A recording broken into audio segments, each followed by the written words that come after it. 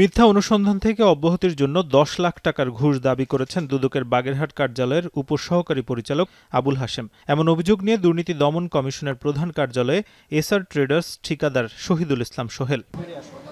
ব্যবসায়ী জানান, গেল ৬ সেপ্টেম্বর আবুল হাশেম তাকে খুলনার বাসায় ডেকে তার বিরুদ্ধে অবৈধ সম্পদ সহ বিভিন্ন অভিযোগের কথা জানান। অব্যাহতি পেতে ১০ লাখ টাকা দাবি করলে পরবর্তীতে ৫ লাখে আপোষে রাজি হন। ঘটনার সত্যতা নিশ্চিতে গণমাধ্যম কর্মীদের সামনে ফোন দিলে টাকা নিয়ে খুলনায় যাওয়ার প্রস্তাব দেন তিনি। স্যার, ওই যে আমি তো ঢাকা থেকে আসতে পারিনি স্যার, এখন ওই টাকাটা একটু কোথায় পাঠাবো স্যার? একটু আমি কাউরে দিয়ে একটু পাঠিয়ে দেবো, আমার ছোট ভাইটাকে দিয়ে স্যার।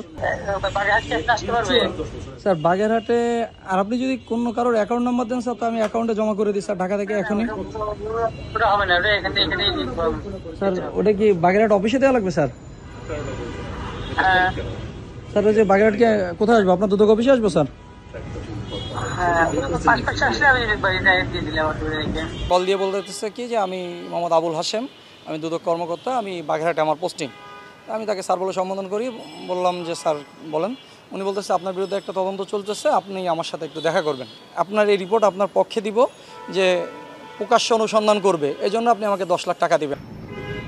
এরপর কমিশন বরাবর লিখিত অভিযোগ দায়ের করেন ভুক্তভোগী ব্যবসায়ী। দুদক জানায়, অভিযোগের বিষয়ে দ্রুত সময়ের মধ্যে ব্যবস্থা নেওয়া হবে। আপনারা মনে হয় দেখছেন, উনি যে অভিযোগ দিয়েছেন, অভিযোগের লিখিত কপি আপনারা দেখেছেন। ওনার লিখিত অভিযোগটা আমরা পেয়েছি। দুদক যাচাই বাছাই শেষে প্রয়োজনীয় ব্যবস্থা গ্রহণ করবেন। প্রতিনিয়তই দুদক যখন তাদের নাম ভাঙিয়ে অপরাধ করা বিভিন্ন চক্রের বিষয়ে সতর্ক করছে, ঠিক তখনই নিজেদের কর্মকর্তার বিরুদ্ধে এমন অভিযোগে নড়ে চড়ে বসে সংস্থাটি। নাজমুস সাকিব, এখন, ঢাকা। বিশ্বের সর্বাধুনিক প্রযুক্তিতে প্রস্তুতকৃত Arik silver wash detergent powder ৫০০ গ্রাম মাত্র ৭০ টাকা। রিমার্ক।